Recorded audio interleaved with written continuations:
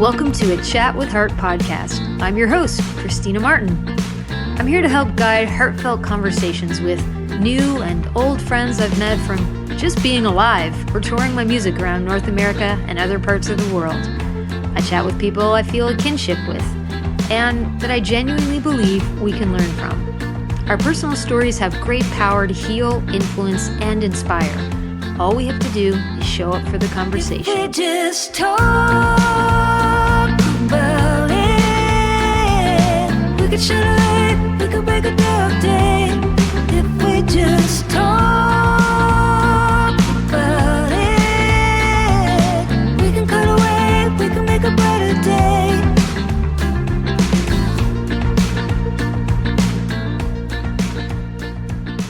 Oh, I feel so good right now. I just got back from my very first time using a reformer in a Pilates setting. Stacy Fisher, Pilates for Power, here in Port Howe, Nova Scotia, down at Heather Beach. What an incredible Pilates instructor. And yeah, so she's got all these reformer machines now at her studio, and it is awesome. If you've never tried a reformer or a Pilates class, I highly recommend. I mean, I know that my little heartbeat listeners, that you're not all in Nova Scotia, you're spread out around the world, but if you're in the area, check out Pilates for Power and book a session, many sessions with Stacy, and maybe you'll see me there. I just booked up 7 more sessions after this beginner intro to the reformer. That's probably not what it's called, but class. Anyway, it was incredible. It's really like killer workout. Things are burning, but it's not hard. Do you know what I mean? It's not like a mess on your head. It's easy to follow along, and part of the reason for that, the main reason actually, is because Stacy is an incredible instructor. When that hour starts, you don't stop. It's entertaining. When you start to feel like you can't, give anymore, Stacy gives you that energy. She's magical. And I've been a lover of exercising and different forms of exercise ever since I was a kid, and I've done so many different workouts over the years, and I can absolutely give my 100% gold stamp of approval. This is not a sponsored episode. I just love her, and so grateful. And I do a lot of working out, I'm on a home or on my own. And I really miss, I miss the class atmosphere, just going and being in a room with other people and letting somebody else kind of take the reins and push you. And anyway, love it. Okay. You know what else I love? My guest today. Art was the only path forward for Nicole Aline Legault. And bless her stellar parents, John and Betsy, for seeing her natural abilities early on and supporting them. I love Nicole's parents. I love Nicole. I started working with her back in 2017. We met in 2016 at our friend Jerry's birthday party. And it was all thanks to Nicole's grandmother, Betty. I'm so grateful for meeting Nicole, and we get to know her a little bit more in this episode. I get to know her more. So Nicole is a Canadian artist. She's based in Montreal, Quebec. She's worked as a freelance illustrator and artist in print, film, and music. She was raised here on the East Coast of Canada, and I'm reading her bio now because she worked very hard on it. Her work often examines our need to reconnect with the natural world, and has been deeply inspired by the ocean, nature, and dreams of whales. Visit her website, NicoleAlineLegault.com. Please do, and check out her work. It's absolutely stunning.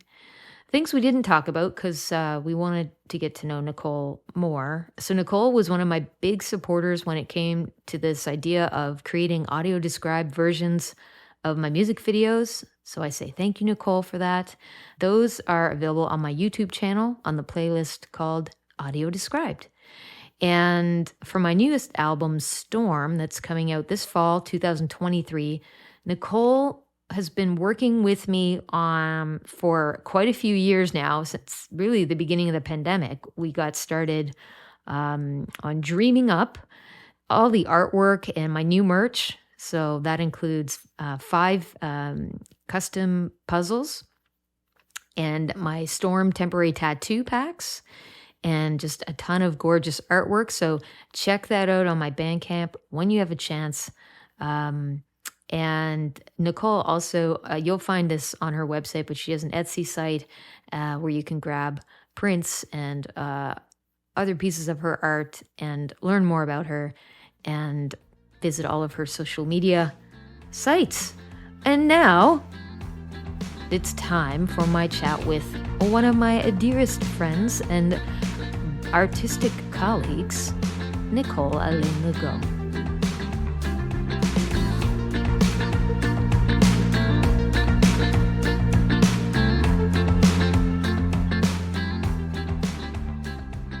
I want to start by publicly apologizing for mispronouncing your name for the last 7 years. It's Nicole. Shh. Don't tell me. No, it's Alain. No, it's Aline. It's Aline. Did you just say Alain? Like, Because I've been saying, Alan? that's what I've been saying for 7 years. It's Nicole Aline Legault. Yes. I'm sorry, because I've been saying Nicole Aline Legault. I've been saying that to everybody around the world for 7 years, like Alan, Nicole. And is... It's okay. Okay, that's good. Then you're I forgiven. forgive you. Yeah. And is Aline your middle name or the first of 2 last names? It's my middle name. Yeah. And who It is Aline? My grandmother. On your dad's mom? My dad's mom. Yeah. She died August of 1982. So about 6 months before I was born. Aw. Yeah. So the timing was right. Well, and it was supposed to be my first name, but my grandfather didn't want that. So it ended up being my middle name. Nicole Aline Legault. You got It's You still got it. hard. After 7 years, I really need It's to super relearn French, it. but I speak English more. So And every time I think of Alain, I think of Alan Legier, the murderer, yep, the I mass think murderer, of yep. who we talk about periodically throughout this podcast. He always comes up. The Monster of the Mirror Machine. Isn't Look that him like up. the East Coast legend. Yeah, and I don't want you to think that when I think of you, I always think of the monster, what's his name? The Monster of the Mirror Machine. I don't want you to think that. Okay, so apart from Dale Murray, you're the only guest to record an episode in our home. Are you enjoying yourself up until now? Oh yeah. Yeah, up until now. Up until now. This is your first time you said on a with a microphone in front of you, ever. Definitely. I think I held a mic when I sang "Oh Canada" in front of my high school once. I held a mic in my hand. But I've never been recorded like this. Hold on now, because you do have a podcast with a friend. That was sort of a pandemic project that we started and stopped. It never really panned out into anything. Was it anywhere? Can we still listen to it? Yeah, I can't remember where it's hosted. It was an interesting project to do with someone during we were both sort of experiencing the pandemic differently. I struggled with it at the time. I found it difficult because she was experiencing it very differently, to the point where some of the things she would say would get me upset, and I couldn't really control it. And it was hard to not want to say these things recorded, because we were kind of wanting our experiences to be documented, but it just ended up being difficult for me in the end. But it's still interesting to have that archive somewhere. Like the I just haven't listened to it. the experience of podcasting with your friend was difficult, or I know the Just the I know subject that matter. the pandemic is still challenging for people. Yeah, it was. I was not well at the beginning of the pandemic for the first year or so, just mental health wise. I wasn't good. So it was hard to enjoy it. It was hard to talk about it, and our experiences ended up slowly becoming much more different than each other. So there was a disconnect in my opinion, but it was really nice though again, it's nice to have the archive, but I would love to hear about the type of home and atmosphere you grew up in and how it supported your artistic curiosities. So I think that all has a big impact on the person you ended up becoming, which is a self-employed artist. I was born in Winnipeg, and then we moved to Riverview for a couple years before we settled in Moncton. And at the time when I turned 5, my mom has a education degree, like background with special ed and early childhood development, and then decided when I turned 5, because there was no kindergarten in the school system. So she opened a kindergarten in the bottom of our house. So I, as an only child, was exposed to a lot of kids at a young age, and then sort of learned, like I helped her when I come home from school when I was in grade 1, and she eventually, so that was like 3 years in our house, and then she eventually entered the school system when kindergarten came in. So I was always a little helper at a young age. My dad was a marine biologist, and I grew up around, I don't know, just like I grew up in a household that had 2 very supportive parents in terms of like, when they saw me do a drawing in Florida once of a sunset when I was 4 or something, they still have it and still keep it. Aww. And just like were surprised that I could do that. And then they started really encouraging art, and I drew all the time. I would go to a restaurant. I'd have to have a placemat and a pen that I could placemat I could turn over and draw on. Like it was immediately had to have that. Or we'd go shopping at the mall, and they'd leave me at the counter with the cashier, and I would always ask the cashier for a piece of paper and a pen, and I'd draw them a picture. And my parents could just leave me there because they knew I was at the front counter drawing. Well, when you look at that sunset picture that you drew when you were 4, are you impressed by it? Or do you just see like a picture that a 4-year-old? It's kind of cool. It's like it's on the notepad you get at the hotel. It's only like 4 by 5 inches. And I must have had markers with me because I used a pen to draw lines to create separations of colors for the sunset. And then had the sun at the bottom and some color in the water too. So yeah, maybe it was kind of impressive at that age. So your folks are pretty supportive. I was into a lot of sports. So sports was a big part of my childhood. And then I was, but they would still put me into like little art classes that might happen during the summer, little art clubs and stuff like that, just to meet other kids who like to draw and do art. And then it was always like the kid in the class who was, if we went to art class, there's always a kid who's better than everybody. And I was always one of those kids. Did you, at what age did you think, okay, I could do this for a profession, or like, this is what I want to do forever? Or like, did that ever, are you still wondering? Yeah, I was going to say never. I feel like it was just the only path. That was the only path forward. At some point, like I did music a lot too. I played piano and I was in a choir. And so my parents really let me explore the arts as a young person. And then it came to sort of deciding what I was going to do, or like where I would go after high school. And I didn't really think there was any other place other than art school. And luckily I had parents that supported that. I had a lot of friends who wanted to go to art school whose parents wouldn't let them apply. That's amazing. Because, I mean, no one ever spoke of an art school where I came from.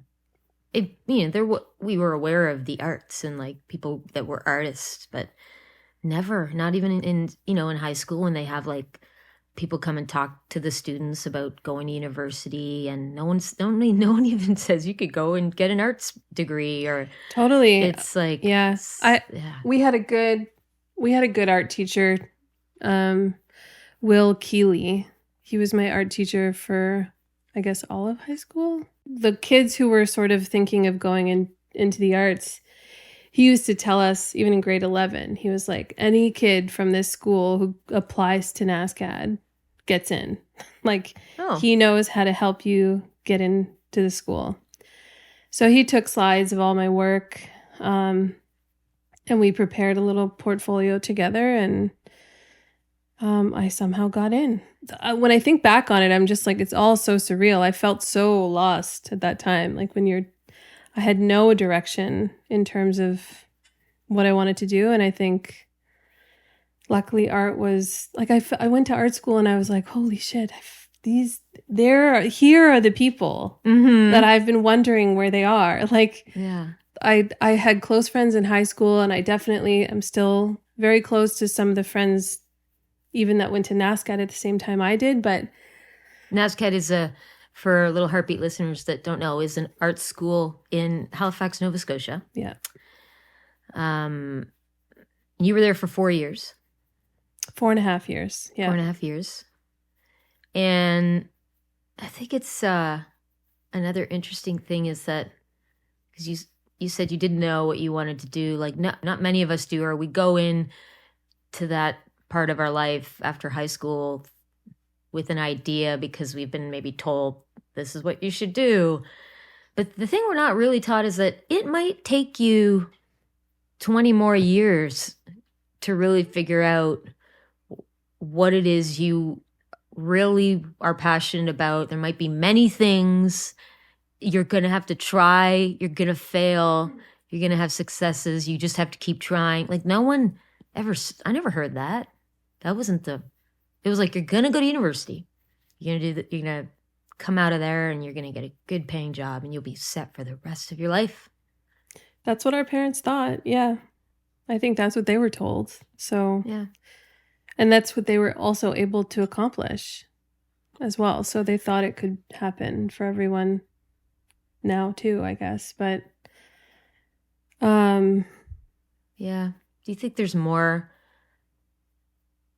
education, knowledge, accessibility to a life and career in the arts now for people that are interested in that, for young people or people of any age, really? Like, well, I think that it's shifted. Like, when I went to art school, I remember sort of being kind of force-fed the idea that to be an artist, you had to have your work up in galleries and you had to follow this set of rules to be an artist, a professional artist, whatever. And I never really felt like, I always didn't like rules. I still don't like rules. I understand their purpose, but it felt very... do we have to follow all the rules? You don't. That's the thing. Like, I certainly haven't. I remember being in my final year of university, I was doing this portrait project of just artists and poets that I liked, and I was doing giant charcoal drawings of them. And I developed a wrist injury and I had to stop, like, in the middle of my last semester, which was really disappointing and scary because I bought the wrong paper, and I used to draw with an eraser. I'd cover the paper with charcoal and draw with an eraser. So I destroyed my wrist doing that. And all because of the paper you bought? Yeah. The paper caused the wrist injury? I believe so. And I was working on a 90-degree on a wall. So I was pushing my wrist into the wall. Yeah. And I had to put a lot more pressure on the eraser. So I remember a couple friends, like, when people would talk to me like, oh, what are you doing for your final? I was like, I'm just drawing people I like, people who've inspired me. And, you know, I feel like I remember having a conversation about this where I was, like, criticized for not knowing the history of portrait artwork, and that there was a rich history I should know before pursuing this idea or something like that. And I just remember being so appalled by the idea that, like, you know, my work was less because I was uneducated in this. And it just felt really wrong to think that way. And I remember, I feel like those types of criticisms have sort of fueled some of my kind of pursuit of the work that I do. But it was pretty interesting because when I got that wrist injury, I also, I was forced to change how I drew these portraits. And then I was like, so what the heck am I going to do? And I took out a fountain pen, which was, you know, you didn't have to grasp it very much. It was like a throwaway fountain pen. I think I also used an ink and nib at some point too. And I just started drawing portraits and practicing with the ink. And then I started just randomly drawing portraits of people's pictures on MySpace. And is this how Look I Drew You evolved? Yeah. This is where it came from. Explain Look I Drew You for my listeners, because listeners, I'll tell you. Well, you can hire Nicole to do a Look I Drew You of you or someone you love. I've hired her to do Look I Drew Yous of me. Yeah, multiple times for my work, not for my music stuff. So tell us what that is, and of course where people can find that specifically. Like your examples of that. I guess it's all on your website. It is all on my, you can just look, like if you even put lookidrewyou.com, it'll go to my Nicole Aline Legault website. Nicole Aline, not Alain, Aline Legault. Yeah. Well, I started doing that year because of the wrist injury. And I just decided, once I started doing it on MySpace, I would take the image that I drew. I didn't have a scanner at the time either. I would just like take a photo of it and then bring it into preview and bring up the contrast and like post it. And I posted it. I would friend people that I drew, and I was anonymous at the time too. Nobody knew that it was me except the people in my class. And I would just post it on their whatever it was called, not a wall, but on their MySpace. I think MySpace was. It had a similar vibe as that. I don't know if it was called a wall, but anyway, let's call it that. Yeah. Sure. Some listeners, if you're really young, won't even know what MySpace is, but for us, it was that was the first social media. It was pretty much, and it was, but it was like you had a music page, wasn't it? You didn't have a. I had an art. I had an art pages? page. Oh, okay. I thought it was just for musicians, but I guess not. No. And then that's how we met a lot of people in the music business, or that's how I met a lot of people in the music business early on. So now I know it was one of the first social media. I think so. I started that in 2006. It's dead now. It's dead now. MySpace is so dead now. And maybe one day we'll be speaking of Facebook and TikTok and Twitter in the same way. So Look I Drew You. Really? So I started doing that, and then I just said in class, I was like, I think I'll just draw whoever asks me to draw them, because people started being like, "Can you draw me?" And because I just post on the thing, and I'd be like, "Ha, look, I drew you." That's funny. I get it now. It's only taken me a few years. Yeah. So I started doing that, and it basically blew up from there. And like I remember at the end of my class, for my final crit, I just like covered the wall with all these Look I Drew Yous that I'd done, because they're all by hand, like ink drawings. So that's really cool. It was neat. It was a really I remember seeing my professor that was my last professor, Matthew Reichardt. I think I'm saying that correctly, but it's Reichardt. Okay, I'm not saying it correctly. I don't even think I did. But I think we used first names in art school anyway. But I saw him at Sappy Fest years later, and he he asked me what I was doing, and he said that he talks about Look I Drew You in class. He talks about like how I did that and went on the internet and drew people's faces, and Like, That's so cool. because I was still doing it. I mean, Yeah. Look, I Drew You is still alive today. And it's, Yeah.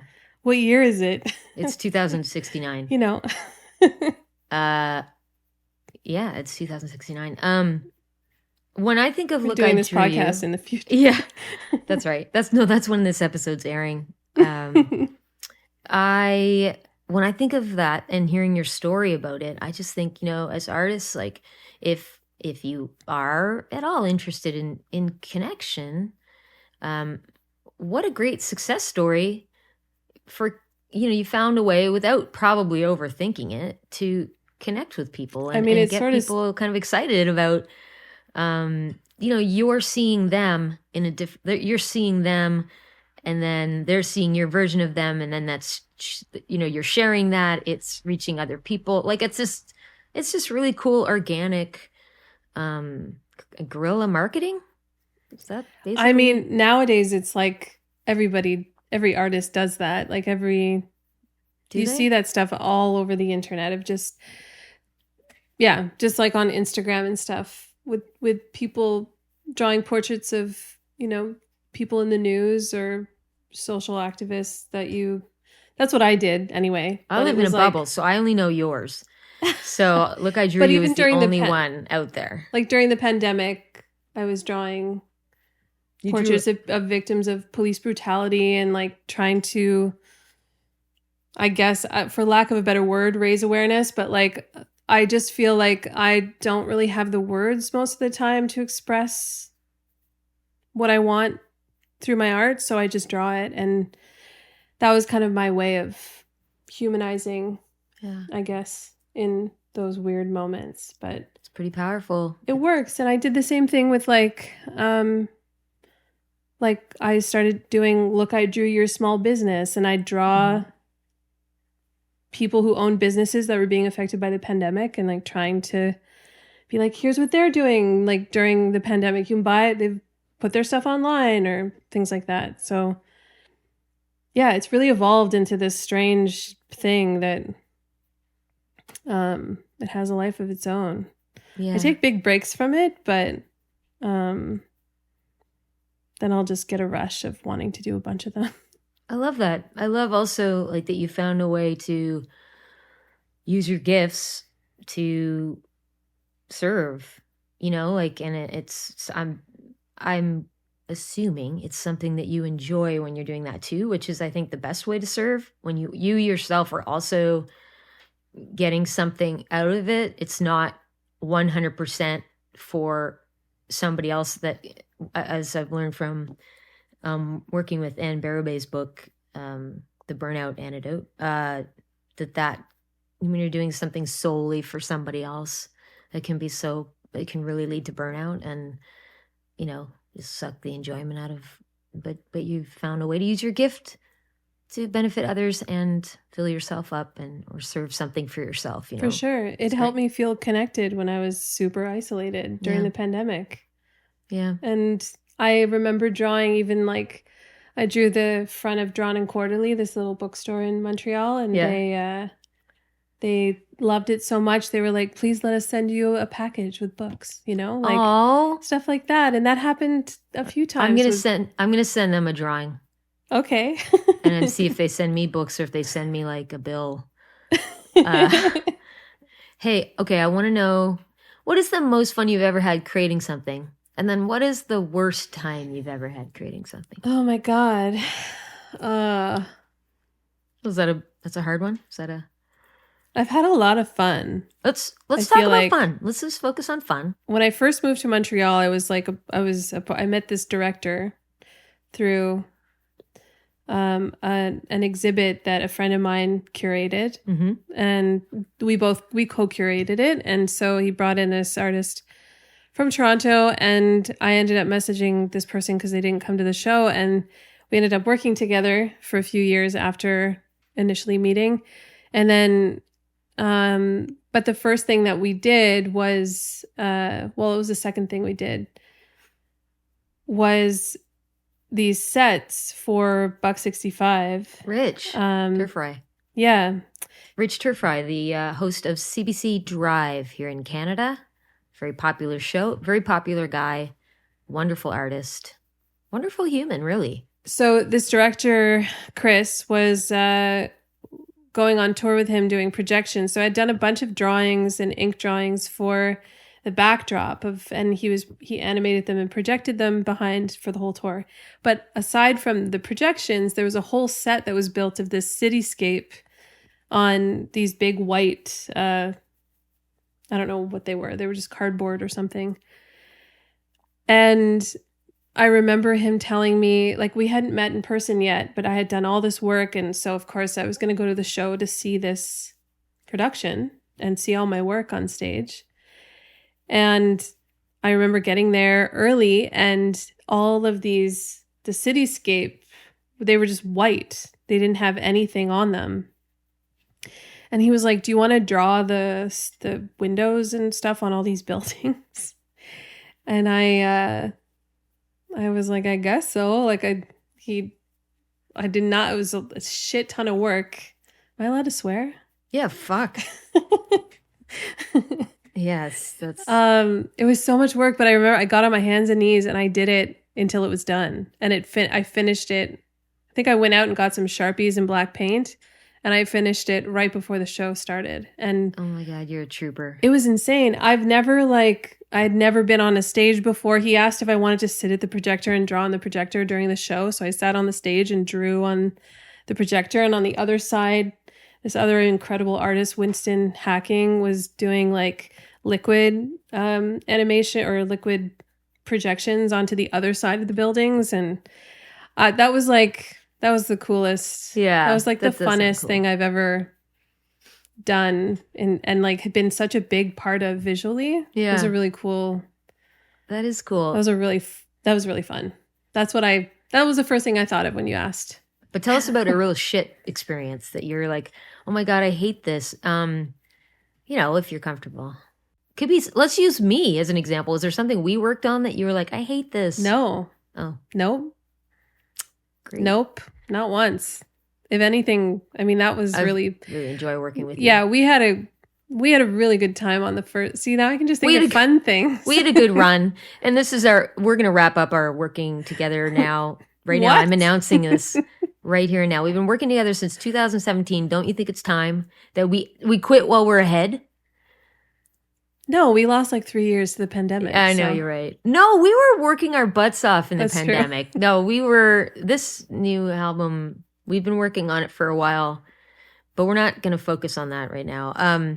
Because I'm sure I'll have lots of opportunities. Yeah, but the first album that we did was really fun because I forced you to lie down in the water. And we did use one of those images. So you did. Yes. It was worth every agonizing thing that was fun, even though it was torture for me. Nicole, I went to visit you at your parents in New Brunswick.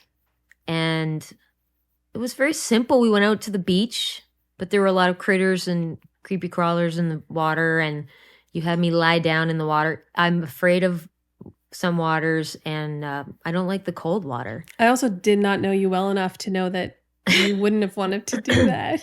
And that's okay. It worked out. We got some beautiful shots, and I adore the album artwork for Impossible to Hold. Like it's... And you wore my mom's wedding dress, and we photographed you in that, too. Oh, my God. I forgot about that detail. Okay, yes, that's true. But it was really fun. Yeah.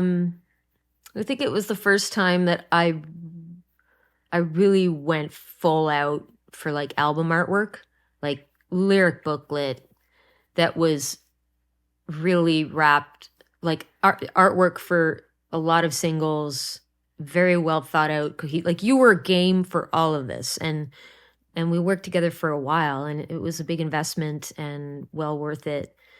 So it really changed my process. Like it was sort of like the dream process for me, and working with someone where I realized, we can do this. This person, we work well together, you and I. We do. I really found a soulmate in that process with you. And of course a friendship developed from that, which was just another big fucking gift.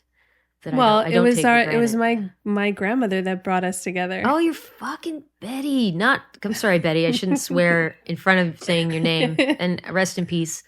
You know, it's funny. I don't know if this is at all in line with these questions. I think that over the course of my career, I've never really set goals. I don't have a sketchbook with ideas in it. I don't have I don't plan things out. The only thing that sort of started me planning things out was like my Kickstarters. That was maybe the first time. You know what my next question is? No. This is perfect. Yes? You're really segueing really brilliantly into, because I was going to say, you do have these Kickstarter campaigns every year. And that is where I'll let you finish your thought. But no, if you finish your thought, sorry. So you don't have goals. Well, and it's funny because my mom is constantly like, she just recently, like 2 days ago, was like, where do you see yourself in 10 years? And I'm like, I have never thought that far ahead. I've never thought more than it's sort of hard to now. In front of me. To be honest, like it's kind of hard to. It is. I mean. But I've always been like that. I've never been able to keep a sketchbook. It's always been very, like I have a sketchbook and I don't like the image in it. I can't stand the fact that there's an image in this book that I don't like, so I rip it out. And so in the end, I would go out and buy new sketchbooks, and then I'd end up with all these half ripped apart sketchbooks and half empty pages. So I learned that I just work on single pages now. And instead of having sketchbooks, I have stacks and stacks of drawings. But like there's just been things I can't do. I've never been able to keep an agenda. I've never used a calendar until I started making them. So yeah, that the Kickstarters have been a really interesting way for me to kind of dedicate 3 months out of the year into, I mean, I think about it all year long, but to prep artwork for a project that needs to be produced and then distributed. It's always last minute. But it's always a deadline. It is a deadline. And I hit deadlines. You hate them? No, I hit them. Oh, you hit them. I hit deadline. If I'm given a deadline, them. especially by a client, I hit it. I hate it and hit it. For the most part. Hate it and hit it. I don't hate it. It helps me. Okay. But if I set deadlines, it doesn't feel like do or die. It feels like I can push it, I guess. Mm-hmm. But the Kickstarter, though, I can't. Especially with a calendar where it's like people kind of want to start their calendar in like exactly. January, the first month of the year. So you better get it to them. I know, but I should be shipping these out in November, not December. You really should. No, I think it's fine. I think people are still using their December calendar from last year. So you're good. No one ever really starts planning for the new year until the last week of December, first week of January anyway. Unless you're really fucking bored and have I think no also life. People use these calendars more as art items than or coasters even. Just kidding. I don't. You could. You can do whatever you want after you pay for it. You could. You could use it as but they are meant to be hung though. These are works of art. Yeah. They're really beautiful. Yeah, it's the only time of year I really have like this time where I actually dedicate myself to my work for me. Like these are my creations instead of for other people. So it's so smart. It's so smart. And then what you do, correct me if I'm wrong, is you have these beautiful, you make them into prints. You make the individual months into prints or postcards. Like I think you're a really smart businesswoman. Like you really think about how you can, your return on investment. And maybe you don't, but it seems like you do. It does seem to work, but I don't know how. I do know how. I do, it but out and you make these decisions. Mathematically, I don't always. I know what works, and I have a hard time going outside of that because it's worked for a long time now. I think that's wise. And I just keep doing the same thing. but the artwork changes. If you looked at my Etsy, though, you'd think I was not successful. I've made maybe 200 or 300 sales in like 12 years on Etsy. Well, that's okay. I mean, not everyone is shopping. A lot of people are shopping online, but like, it is, but that's what I'm saying is like, I feel like I have figured out where it works for me, and the Kickstarter works. Yeah. And now that I'm not doing events, I might go back to events someday. Probably not though. In person, like craft fairs. Yeah, I used to really love that. And then that changed drastically over the last maybe 5 years. Not because of COVID, but because of people capitalizing on the idea of having fairs. And so there's way more fairs, which means people are way more spread out and buying at multiple places. And my sales have declined as a result. So, yeah. I mean, it's kind of similar for, I think, a lot of industries. Yeah. Where people they only have so much money to spend, and they're going to go to the one that's close to their home. Yeah. They're not going to get on the metro and go to the one that's further that weekend if there's one around the corner. Yeah. So it's been interesting to observe, but I also believe fully in these timelines where, like, you know, you only do this for a certain amount of time and then you move on. So now I'm diving into animation. I'm trying to shift my career a little bit in order to offer different things. So maybe instead of offering prints of my work, I'm going to end up being able to do animation and storytelling in a way that I haven't been able to do yet, that I want to do. So, and you've already done some really cool animations for my upcoming new album and the singles. Which so people can, you can see that some of what Nicole's talking about on not only my Instagram page, but her Instagram pages and her website. It's really cool. It's really cool to see you doing all that. And I think you and I are very similar in that we are, I don't talk a whole lot about this, but we do both have other incomes to help us. I have over the years had to take other jobs when things were slow. And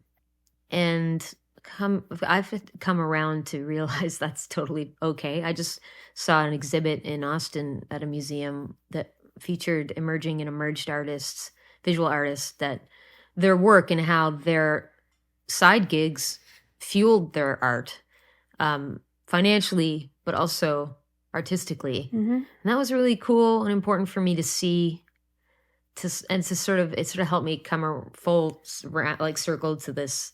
Yeah, just fucking, it is what it is. You got to do what you got to do.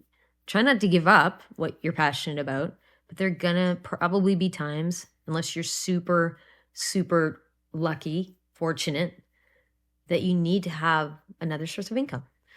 And so I think it's impressive that you've been able to do that and stick to your calendar every year, which is where you're creating all this new work that can then be featured for the rest of your life in different. For sure. I can use, I mean, I can make postcards and cards and stuff like that to sell if I need to, but yeah, I've had daydreams about putting them all up in a room together, like framed. Yeah. All the works. Like an exhibit. Do you mean like an exhibit of the different, like, here's calendar from 2016, the baseball calendar? Not even. I think I'd even not put the baseball stuff in. I think I'd just. Good. It's so good, but you are an athlete and you love baseball and you play and softball. Yeah, and baseball. And so, really, you would leave that out? It's such a big part it's a big part of me, but just in terms of like how the calendar has evolved over the years, when I look at the worlds that I've created, they all sort of, the baseball ones were sort of, the first year was baseball, because that was the whole reason I was like, baseball's over. What do I do with my time? And then I watched like Ken Burns' baseball documentary and like drew all these baseball people. And then I was like, what am I going to do with all these drawings? And then I put them into I just like put it on Kickstarter thinking like, oh, I could make a calendar, because every one of my baseball friends liked it. And I put it, it was so weird. It was so random because It's really I good. went to my print shop and I was like, how much would it cost for me to do this? And they were like, it's going to be so expensive, like $3,000. And Three. At the time it was, they actually misquoted me. They gave me, it ended up being $3,000 or $4,000 back then. But they misquoted me and said it was going to be like $1,400. And so my Kickstarter goal was only like $1,400 at that time. But luckily it was my first Kickstarter. And that was it. They said it was going to be $1,400. And I was like, I don't have that at the time, like 10 years ago, to invest in myself. And so I was like, what's Kickstarter? I guess I'll try this. And then Kickstarter featured it in an email like 2 days after I launched it. And so I hit the goal. That's amazing. Like within 3 days. So it luckily exceeded the goal because I think that Kickstarter ended up getting about 4,000. So I was able to cover that's great the expenses. But that was the first. So that's why that baseball one happened. And then I was like, obviously I love whales. And then the whale watercolor one was the first time I ever did watercolor as well. Oh, wow. 2016. I was going to ask you. 2015. Illustration, drawing, watercolor, photo retouching. This is all listed on your website as things that you do well, very well. Very, very well. I don't think photo retouching is sort of a secret. It's not anymore. And it's on your website. It's not. Yeah, it says illustration, drawing, watercolor, and photo retouching on your website. Does it? And I like it. There's no examples. But I think I use you for photo retouching. Yes. So I think I love it. If someone had got gun to your head and said, you have to give all but one of these up, what one would you pick to keep? Remember, there's a gun at your head. Like someone's going to, if you don't pick one, you're going to die. And your family's going to die too. I would pick watercolor. And I would pick watercolor. All of your extended family. I'm going to be killed. Dale, the engineer. No. You have to watch all these people be shot. Okay, watercolor. Watercolor is definitely my final answer. Why? I mean, I can draw with watercolor, so that's sort of also why. Can you photo retouch with watercolor? No. But you could watercolor over a photo. No, not unless it was on watercolor paper. Okay. Yeah. Okay, keep going. But the combination of, that's the thing that's kind of evolved over time, is like the watercolor went from, I had watercolor 2016, 2017, 2018, and then 2019, I think, was the new baseball calendar. And that one was all on the iPad. I finally, I discovered what it was like to dabble in digital art. And then the look of that, I could never really get the look of it right. I'm happy with that calendar, but it's probably my least favorite out of all of them visually. And the next year, I drew everything on the iPad, but then overlaid watercolor textures to try to emulate like the past artwork in watercolor. And then I did the opposite the following year. Are you watercoloring digitally? Is that what you're saying? There's that too. I also now the first calendar, I didn't even know you could buy brushes, but now I know you can buy watercolor brushes that people create for the iPad. Oh my God. Okay. So now I have proper brushes that I can sort of emulate some of the textures. But instead of doing digital work first, I swapped it for doing watercolor first and not finishing the watercolor, but getting like the base watercolor image down and then scanning that, bringing it into the iPad, and then finishing the artwork on the iPad. So drawing on top of the watercolor with these digital watercolor brushes, but also other, like tools that make things glow, or just like instead of drawing a million dots with a white gel pen or white gouache, there are stipple brushes I can use that sort of they blend in well. So that changed my whole process for the last 3 years doing these calendars. They would start on watercolor. And the other interesting part of that is I have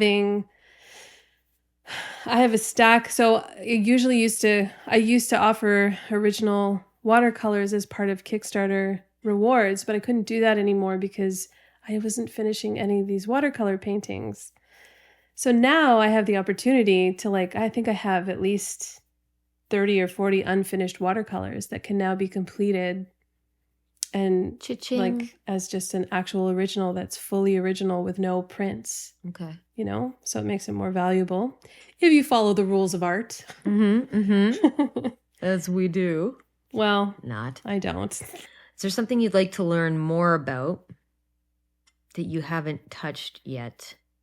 For me, the combination of being evicted and being basically uprooted after living in one place for 10 years. You should say you were evicted. Everyone was evicted, that it wasn't just you because of a funky smell in your apartment. No, it was a renoviction. A renoviction. Yeah. Okay. In Montreal. And we tried to fight it and we couldn't. So, that, I think I'd been stuck for a long time, just in terms of never changing, never traveling, never going outside my comfort zone, nothing like that, until I was really kind of forced out of my comfort zone by being forced out of the place I lived for a decade. And so that ended up being, I found a place right away. I got very lucky with getting an apartment right away. And when I moved in a couple weeks later, we went into full shutdown.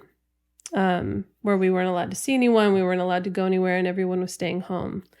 So that kind of being uprooted like that against my will, I guess, evictions are really jarring and traumatic. So that with the combination really, really fucked me up. And when I look back on it, I see how much pain I went through and how confused I was. And I look back on it and I don't even know myself during that time. Cause it was scary. If I look back on, I don't know if I would have lasted that winter. I just don't know what would have happened if I hadn't left. So I left for 7 months, moved in with my parents, and had a very different experience in terms of just understanding how to heal. You came back here to Atlantic Canada for that time, yeah. And lived with my parents in Grand Barrachois in New Brunswick, and that changed my relationship with them for the better. Not that it was ever bad, but it just we just improved our relationship, and it really opened my eyes to the process of healing after an event like that. And just not that it's over, but just the pandemic changed me. The eviction changed me. And I don't think prior to that I'd ever been uncomfortable. I had other reasons to be uncomfortable in my own body or in my own head, but I'd never been in that kind of position where I was scared. And obviously that speaks a lot to my privilege in this world, but it was really eye-opening. And now I feel like I've gone from my approach to my work, and my approach to everything is a lot more peaceful. And I don't think I don't take things personally. I don't there's a lot more calmness in my life. I love it. And it's taken a while. Obviously, I also had therapy during all this helps, time. Yeah. You highly recommend therapy. You started that, when was it, 2019? Right before, yeah. It was when I came back from Ireland. It's good that you had that kind of in the wing, Well, every week. That it was a student therapist that was assigned to me. Same one. You have the same. And I still have him. Yeah. It's just phone therapy. That's awesome. It is. And I was really skeptical by having a man and a young person. Mm-hmm. And I phone, think and over the phone. Well, we did meet in person at the beginning. Mm-hmm. But then the pandemic happened. So, and I didn't want to do video. I don't feel comfortable on video. I'm grateful for the therapists out there that can do just a fucking phone call, for God's sakes. For fuck's sakes. I know. I think the phone call has been... I don't need to see you. No, I don't need to touch you. There are times when we're talking and he's like, I'm just going to tell you that I'm smiling at what you just said. That's cool, He'll at least say that. And then there are other times where he's like, I'm having a hard time understanding because I can't see your body language. Like, are you, he'll Yeah, but he's clarify, but talking that's all about you it have to through. do. Yeah. Like, it's really simple. Mm-hmm. But I think because he's a lot younger than me too, I feel like we've both benefited from this work. Like, it's just been, he's giving me a good rate because I went through the Argyle Center. So I got a really low rate based on my income.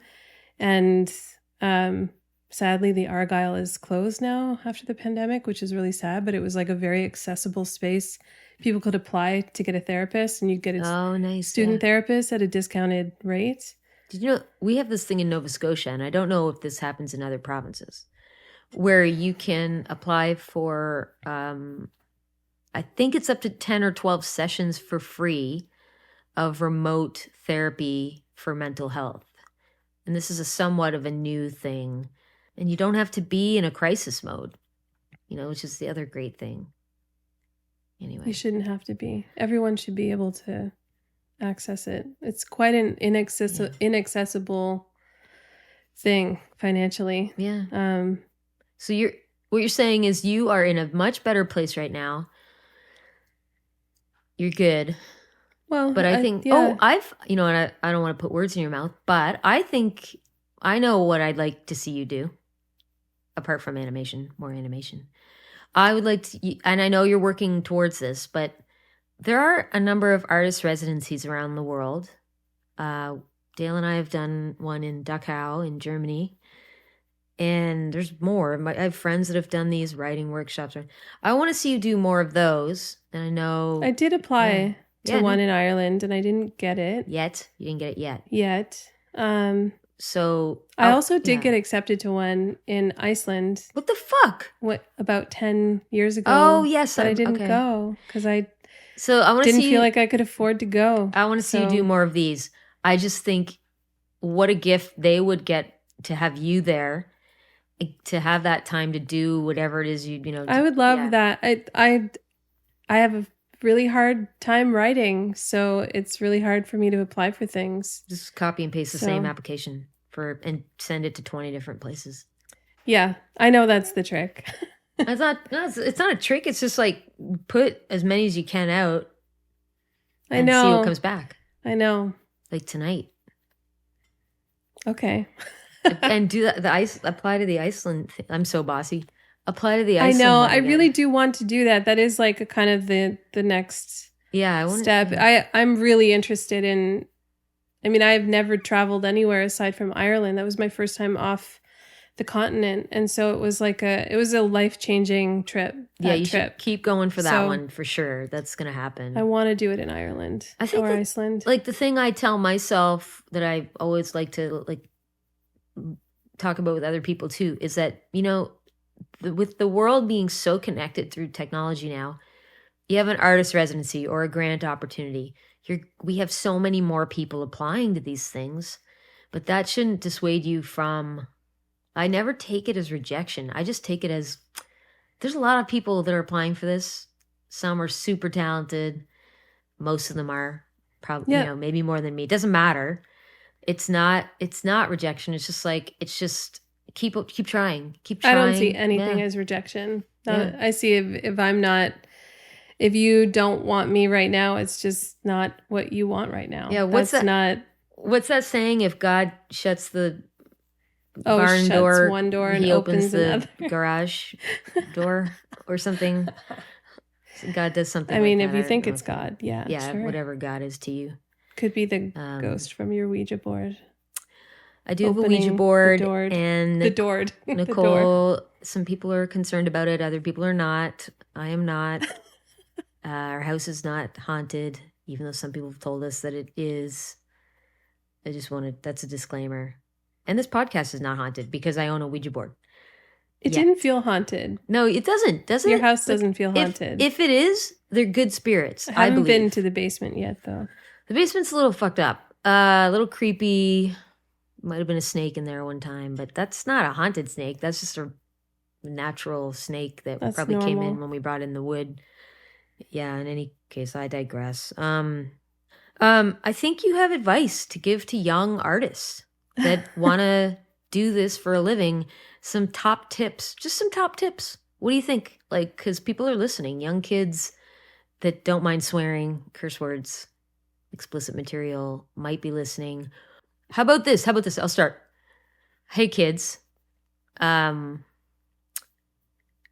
I'm a list maker. I'm a disciplined person. So start a routine for your artwork. Make a sacred time so that you're in a better position than Nicole and I, or we don't make that much time to make art. Believe it or not, we want to. Yeah. So you don't hate your life and yourself and have regrets. Like, pick 2 hours of the day, every day, 5 days a week, whatever. Make it a routine and just make sure you do that. You show up and do the thing you love the most. That's good advice. I have a lot in my head about this. Okay, like well, let's hear it. I mean, I think that something that really held me back a bit was the idea that I had to like fall in line or do this this certain way or do that this way.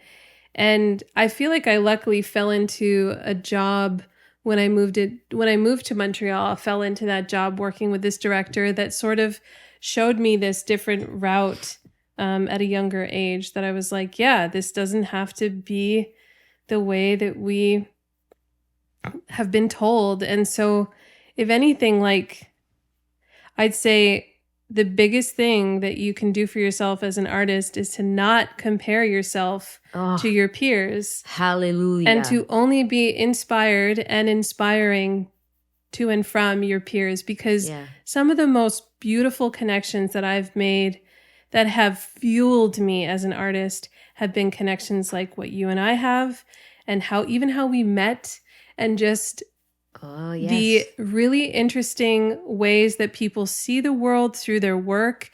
And when you start talking about that, instead of looking at your work and being like, I'm not as good as them and I'm not as successful, there is no measure of success, especially right now. Like, we are so fooled by all of this social media. You have to find compassion for yourself when you're feeling down. You have to have the courage to just pursue these ideas that you're like, well, what if they think it's dumb, or no one's gonna like this? What do you like? And the more genuine you are in your approach, the more successful it's going to be, and the more people are going to take it in and relate to it. And I think I learned that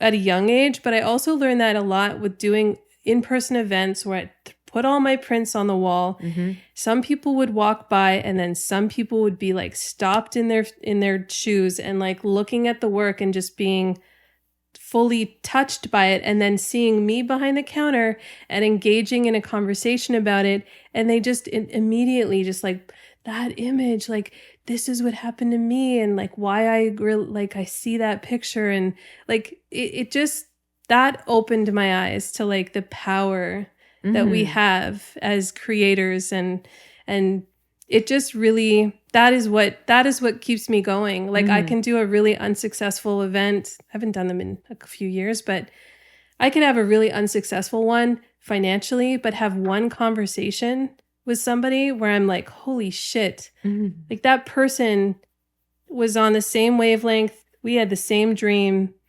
and like, we love whales for the same reason. And there is something there. There is something so sacred in that connection. And that is where I like. Nicole's smiling right now and laughing. That is where I get my fuel. Your fix. I think. Yeah. Don't be so hard on yourself. That's like a big. Yeah. That I have to work on, but I do tell myself, like, cut yourself some slack, like. And take the time to take care of yourself and your mental health. Get outside. Like, I'm in front of a screen so much that I'm like, I'm so accustomed to the darkness. I'm so accustomed to, I've created my little hobbit hole, and I'm comfortable in it, but. You're also good though you're on a softball and baseball team. I know that you do make time for your friends. All of that. You're good at that. So again, you have to cut yourself some slack, but I think during the pandemic that was hard on people. But that's all part of also refueling. Like, go out and live your life, make plans, go to museums, Be a person. go have Just artist be a dates. person. Yeah, go and have a life that isn't lived vicariously through watching what everyone else is doing online. Like, build your own adventures. Choose your own adventures. Deep Thoughts by Christina and Nicole Aline Legault. That was really good advice. Not mine, but yours. I feel really strongly about it. Oh, should I say goodbye? You don't have to. We actually often my guests and I don't say goodbye. We just pick a place. See you later. See you. Yeah, the music. What about the Titanic song? Can we sing the Titanic song? That you and Dale went. The sad, sad Titanic. I don't know how it goes. It was sad, so sad, when the great ship went down to the bottom of the oceans, and wives and the children lost their lives. Let's do it again. That's not the right lyrics. That's okay.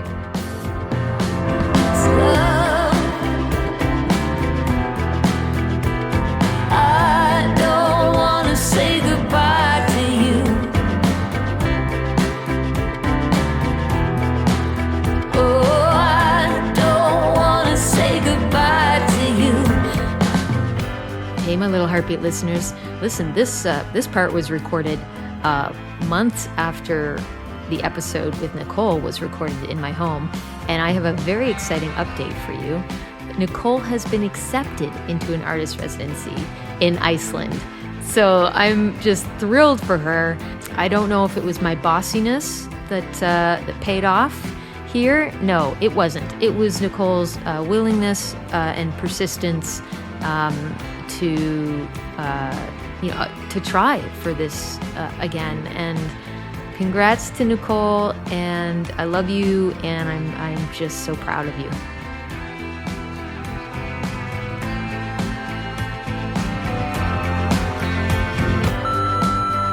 Welcome to the Heartbeat Hotline, 1-902-669-4769.